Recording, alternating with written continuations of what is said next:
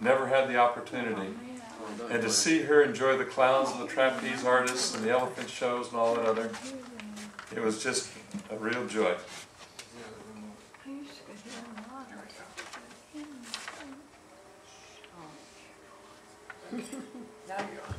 Now we're on. Now there's no more. The Last Elephant Show. Ringling Brothers, Barnum Bailey. 100 and, I think, how many years? Over 146 years. After an epic run of over 140 years, really 146 years, Ringling Brothers and Barnum and Bailey Circus will be closing in 2017. Ringling Brothers tickets will be available until May of this year. So be sure to find yours before it's too late. The upcoming event schedule includes stops in Atlanta, Georgia, Boston, Massachusetts, Philadelphia, and finally May 21st, Uniondale, New York. And that's today. You talk about getting older, but then you see there's a time for everything. Has the circus outlived itself? And one of the biggest declines of the circus was the elephants. Yeah. The animal rights people protested, and in their protest, they've driven the circus out of business. Same thing with SeaWorld and Shamu and the orca whales. Keep pushing and protesting and dinging and dinging, and now there are no whale shows at SeaWorld. They're wondering, what can we do to make a difference? We're talking about there's a time for everything. And the time of the circus is over as of today. And we're bittersweet. We're going to miss those things, those events. Will our grandchildren ever see the things we were able to enjoy? I'm just looking at clearing out the old books. I sold off a lot of old book collections. Kids don't read books today. They have their Kindles. Sad epitaph. Or they have their iPads. The main thing is they have their video games. And they're more engrossed in video games than they are in reading. There's a time and a place for everything. And in the book of Ecclesiastes, chapter 3, it's a continued study of vanity, a life without God. We're in this particular section here. Can I even see this? Not quite here, can we? No. It's not showing up on there. Okay. But we're going to be talking about vanity. Vanity is one of the key words used 37 times. Under the sun is a key word used 31 times. And the theme of the book of Ecclesiastes is man is unable to find contentment in life through the world around him. Real joy is found in trusting God with the mysteries of life and enjoying life to be enjoying Him. Amen. But here we talk about God sets a time for everything. There is a time. There's a season for every activity under heaven. A time to be born and a time to die. A time to plant and a time to uproot. A time to heal and a time to kill. A time to tear down and a time to build. A time to weep and a time to mourn. A time to dance, a time to scatter stones, a time to gather up stones, a time to embrace, and a time to refrain from embracing. A time to search, a time to give away, a time to keep, and a time to throw away. A time to tear and a time to mend, a time to be silent and a time to speak. A time to love and a time to hate, a time for war and a time for peace. What do workers gain from their toil? I've seen the burden God has laid on the human race. He's made everything beautiful in its time. He has also set eternity in the human heart, yet no one can fathom what God has done from beginning to end. There's a time and purpose for everything under the heaven. A time to be born and a time to die. A time to plant and a time to unroot. We look at a baby, and that was a time to be born. We look at a sad dog laying over on the casket of his master. And I know Pennsylvania, over in, not in Pennsylvania, it's in Jamaica, says they're going over to this little church project we're going to be working on. Work teams are coming in 2 weeks. There's a grave spot, and this owner's dog mournfully guards the grave of his master. We think of the young, and we think of the old. We think of the beginning of days, we think of the end of days. We think about the beginning of knowledge, we think about the end of knowledge. We think of the wrinkled hand, we think of the soft touch of a great-grandkid's clutch. We think of planting, as Grandpa's teaching a young grandson, planting a tree. And then we think of rooting out. And I remember a few years ago, we had the environmental protection people come into our place of business. And Ray, they came up and says, "We are from the government, we're here to help you."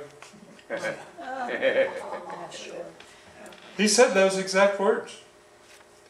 And we had to take 1/10 of an acre, which was our parking lot, and turn it into a wetland because we'd encroached on the wetland. So you know what they had us chop out? It wasn't the thornbriar, it wasn't the beggar lice, it wasn't the stickers. Those are natural Florida habitat. They had us cut out and tear out by the roots primrose willow, beautiful flower. So the beautiful purple and yellow primrose willow had to be rooted out. Not only by chopping it down, it had to be rooted out by the roots. And so we hired 3 or 4 young people, and they had to root out the primrose willow to allow the beggar lice and the stickers to grow. This is your government. This is your environmental protection agency saying, "Oh, we're from the government. We're here to help you." Now I remember this one kid from the environmentalists. He was your age, Andrew, and he's one of these tough guys. He come along and he says, "I'm from the environmental whatever, and I'm here to help work with you." Because after one of our workers, one of the Kirk boys, got hit by a rattlesnake, bit into his boot 3 times. And he bit into the tongue of the boot where it was laced in the tongue and the leather over the tongue. Since the rattlesnake bit into the tongue of his boot, it didn't pierce the leather because he was trying to pierce through 2 layers of leather and shoelaces. But Darrell come up to me and says, "Mr. Geringswald, I quit." Don't know why, I quit. So after having these close shaves with death, weeding the woods, we brought in this environmental group to continue because I was fearful we were not running insurance on these guys. And so we hired an environmental group to come in and to clean and weed the woods. And this young guy come in just smiling and all that other, and he's Mr. Tough. I camp out in the swamps, and I'm Mr. Tough guy. And here it is, 2:30, 3:30 one afternoon, and he's packing up going for home. I said, "What's your problem?" And he pointed out over to the swamp that he's cleaning out, and there was a moccasin hanging from the tree by the tail. He said, "Now this is Mr. Brave Guy, braver than Davy Crockett, braver than Daniel Boone." He says, "Mr. Geringswald, I'm going home for the day." And he's with one of these environmental tree hugger organizations, Ray. Even he showed respect to the moccasins. And after we got done weeding the woods, the environmentalist came in and said, "Oh, you pass, but you got to maintain." I said, "You running any more inspections?" "No." I said, "Don't worry about a thing. We will maintain." We let the woods turn into woods and the swamp back into swamp. Because you leave it alone, guess what it turns back to? Woods and swamp. If that's what you want, with stickers and beggar lice and thorn, that's what he got.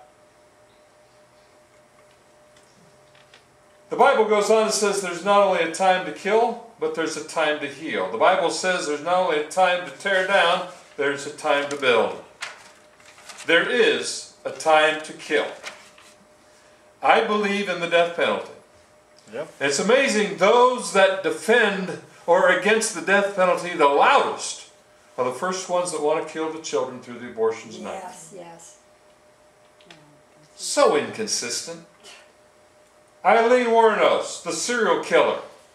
She says, I am a serial killer. I would kill again. Guess what? Once you practice capital punishment, that person never kills again. That's right.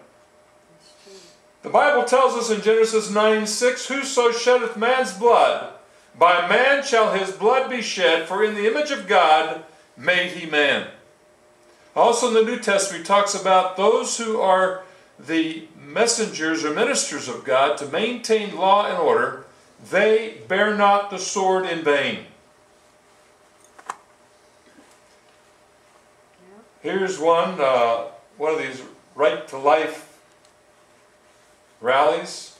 Abortion kills children. And the Bible tells us in Psalm 139, 13-16, for you formed my inward parts, you knitted me together in my mother's womb. I praise you, for I am fearfully and wonderfully made. Wonderful are your works, my soul knows it very well. My frame was not hidden from you. When I was being made in secret, intricately woven in the depths of the earth, your eyes saw my unformed substance, in your book were written, every one of them, the days that were formed for me, when as yet there were none of them. You're formed. I'm somehow got on this list of opinion poll, and so I got these government opinion poll people call me up. And last week they called me and asked my opinion about abortion. But they worded and framed it weird. Are you for or against or no opinion? And it says right down in your opinion poll, abortion is murder. Oh, no, that's not the question we're asking. Are you for this or against this or no opinion? I says, I repeat, right in your opinion poll, abortion is murder. That's not what they wanted. Their opinion poll is couched in such a way that opinion is never expressed. Are you for, against, or no opinion? You know what? You probably checked the box that said no opinion. The guy can't make up his mind.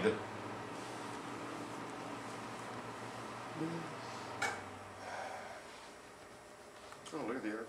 There's a time to tear down stones.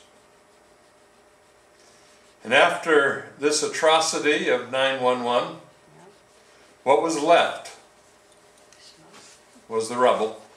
Ground zero. And there was a cross made out of steel there at the destruction World Trade Center.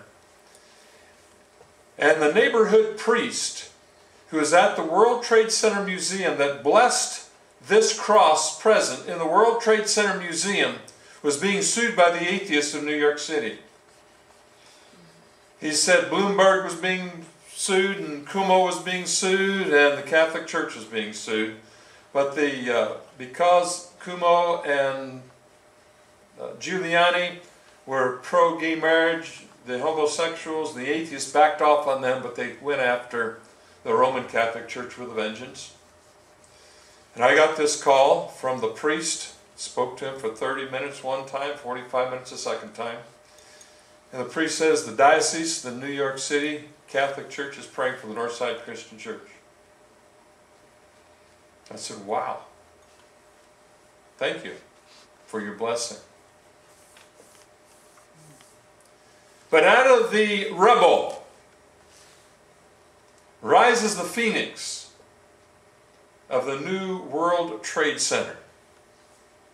There's a time to tear down, a time to bulldoze down the rubble, but there's a time to build memorials and let those memorials stand. And then there's a new memorial that rises above the skyline of New York City. The Bible says there's also a time to weep and a time to laugh, a time to mourn and a time to dance. It's been said, you laugh, I laugh. You cry, I cry. You jump off a cliff, take a flip, all the way down. Take all the time you need to heal emotionally. Moving on doesn't take a day. It takes a lot of little steps to be able to break free of your broken self. We laugh, we cry, we make time fly. Best friends are we, my mom and I. Smile when you're hurt, laugh when you want to cry. Have faith in yourself when nothing seems right. Believe in your heart. Trust that even though it's hard now, in the end you'll be okay. A time to laugh and a time to cry. It's kind of interesting. It was at the, there's this doings they have over at the library. At the library they have music in the lobby. And I registered to play old-time piano tunes, and an elderly gentleman and his granddaughter stopped to listen. Noticing he was unable to stand, I patted the bench next to me, and so he took a seat when I played Strangers in the Night. And he began to sing. And an audience gathered at the end, and they gave him a standing ovation. And as the man left, his granddaughter whispered in my ear, "My grandpa has not sung a word since my grandma died. Thank you for giving him his voice back. Thank you for giving him his voice back."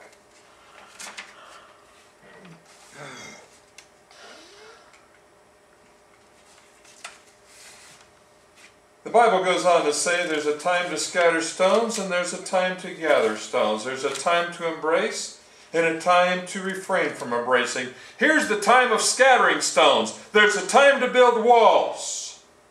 You go into Maine, you go into Vermont, you go up into that area, and the farmers, what do you do with all these stones that they keep running into with their plow? They pile them up. And all along the property border are all these stacked up stones that the farmers pile up there and build the stone fences. So there is a time to take a problem stone that you keep running into with a plow, pile it up on the landline, and mark your borders. And you have all these fences up in Vermont, New Hampshire, Maine, Massachusetts, from the stony ground. Time to gather up stones. But then there's a time to tear down that wall. Mr. Gorbachev, tear down this wall. Ronald Reagan, Berlin Wall. So you know there's a time to gather and a time to tear down. Time to build and a time to gather stones. There's a time to embrace. There's a time to refrain from embracing. It seems the moral climate of today is so bad that the question is, wedlock or shall we live in? And nowadays, as far as the morals in the college campuses, it's a non-issue. Co-ed dorms is not an issue anymore. Premarital sex is not an issue anymore. Deacons can become deacons in the church now, and they're shacking up with some woman. Or she's shacking up with some guy. Don't matter. You make a good deacon. You're a deacon today. There are no standards in the modern liberal church. Amen. And then we got the situation, I remember when Tim Tompkins went over to Grace Manor, preaching to 80 and 90 and 100-year-old people, talking about moral purity. Because old people can be just as ungodly as teenagers and college kids. Sometimes worse. Amazing. Case in point, my son was working for Ramada Inns. And the owner was a lady from India who owned the facility. The guy that was the food service guy was absolutely useless. She was gone back to India for business, and the manager came in and fired the food service guy because he was totally useless. The manager came back and she fired the manager and hired my son to be the replacement manager. You know why? Where's George? I fired him, he's useless. You did what? I fired him because he was useless. You're fired. It's her boyfriend. You don't fire my boyfriend. I gave him a job to give him security. Because a woman's got needs. And then we've got the older generation that says, oh, we collect your Social Security check and I collect my Social Security check, and if we get married we only get one, we can't live on two, therefore we're going to live together and cohabit together. And this is a stinking attitude among the older generation. And Tim Tompkins preached on moral purity at the nursing home. Go get him, Tim. Only a Tompkins could be so brazen to preach about moral purity to a 100-year-old lady.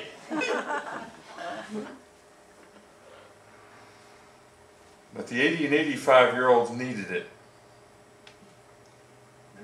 The Bible goes on to say there's a time to search and a time to give up searching. There's a time to keep and there's a time to throw away. And this is the dilemma we have as we get older. If you have to dust it, if you have to water it, if you have to feed it, I don't want it anymore. And this has been tough, going through our collections and going through our clutter of stuff.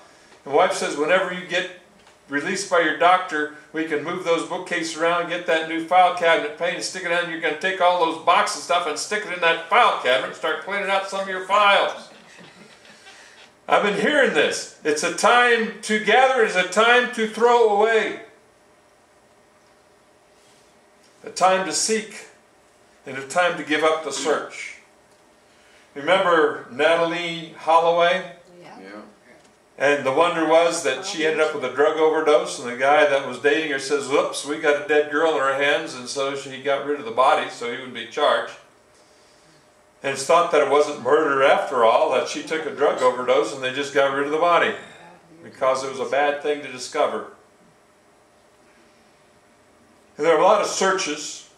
And you search and search and search, and sometimes the only one that does the searching is the family hiring a private detective to continue the search. Because law enforcement only go through so long, then they'll have cold cases they'll dig up 20 years later and continue the search, and sometimes DNA evidence, or sometimes a confession in the jail cell when the guy's facing death penalty. They say, oh, by the way, I killed so-and-so 20 years ago. Never found the It happened to me here not too many years ago. I had a man come up and said, I want you to do a headstone for my dad. It was over in Mulberry, Bradley Junction area. And I'm able to solve a cold case.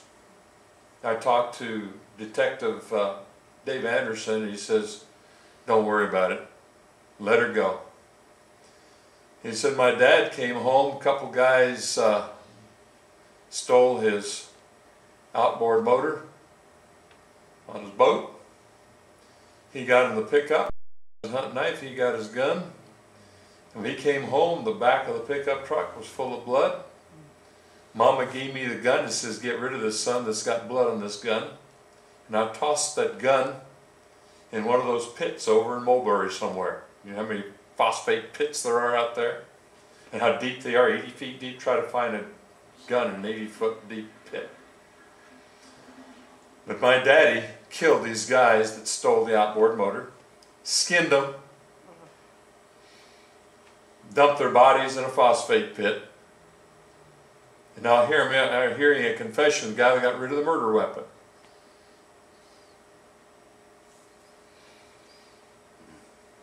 There's a time to search and a time to give up searching. And I thought the moral obligation too, I had some information, but it's hearsay information.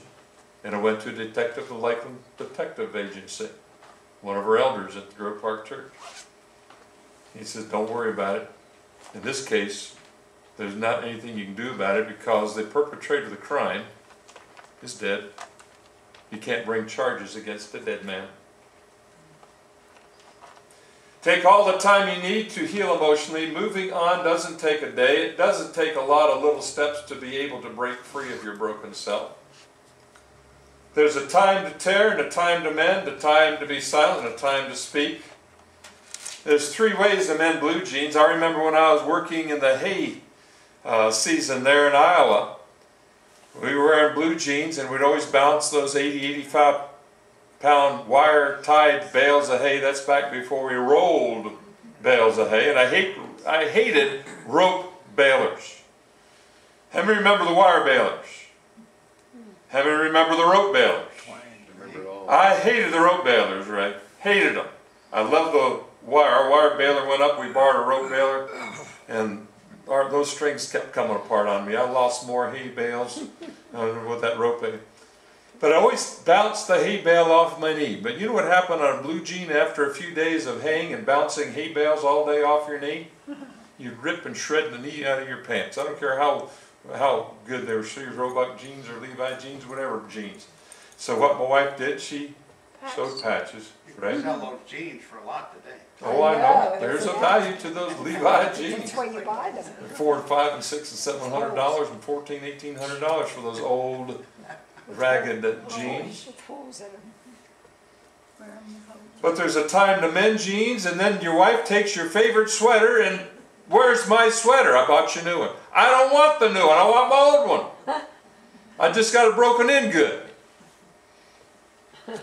And then she gives my favorite coat. She bought me a new coat. I wore my old coat, and this hobo came knocking on the parsonage door, and my wife was so generous. She gave my favorite coat to the hobo. That's how my wife gets rid of my stuff. It's a time to give away and sort out. And she pulled it out. You're going to wear the new winter coat I bought you. You love her anyhow. There's something not working right. The best thing to do is tear it apart, make it better. Sometimes not saying anything is the best answer. See, silence can never be misquoted. Words have power, the power to build up, the power to tear down. Don't build yourself up by tearing down another. Nothing strengthens authority so much as silence, Leonardo da Vinci.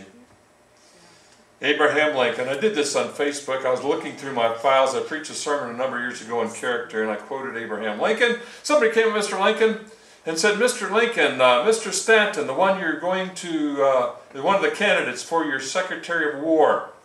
Do you know what he said about you? He said, what did he say about me? He says, you look like a baboon. Mr. Lincoln says, it doesn't matter whether I look like a baboon or don't look like a baboon. The matter is Mr. Stanton the best man for the position? I believe he's the best man for the position. I'm going to appoint him as my Secretary of War. Character. Mr. Lincoln, our 16th President of the United States, 1809 to 1865, said this. And I put this on Facebook. And I put it on Mr. Trump's Facebook. I tried to get on Twitter, and they wouldn't let me get on the Twitter. I had to invent another email. I don't need another email to get on Mr. Trump's Twitter. And I got this, send money to Mr. Trump's campaign because they're criticizing Mr. Trump. So send us money so we can defend Mr. Trump because of all the criticism of the liberal media. So I had a picture of Abraham Lincoln. I had a picture of Mr. Trump. Both pictures at their best, not at their worst. And it says, Mr. Lincoln's advice to President Trump. If I were to try to read, much less answer, all the attacks made on me, this shop might as well be closed for any other business. I do the very best I know how, the very best I can, and I mean to keep doing so until the end. If the end brings me out all right, what is said against me won't amount to anything.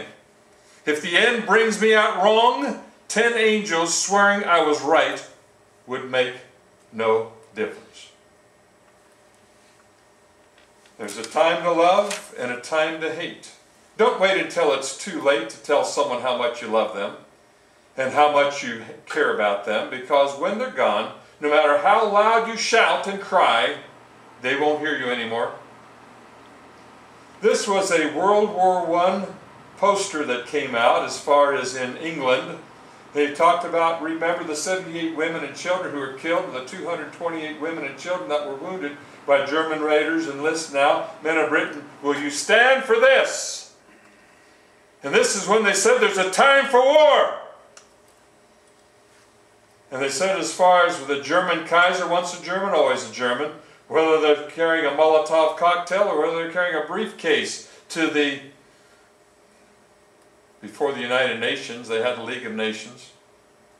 Remember, once a German, always a German. Anti-propaganda against the Germans. This is even before the Nazi party took power. Mark IV tank.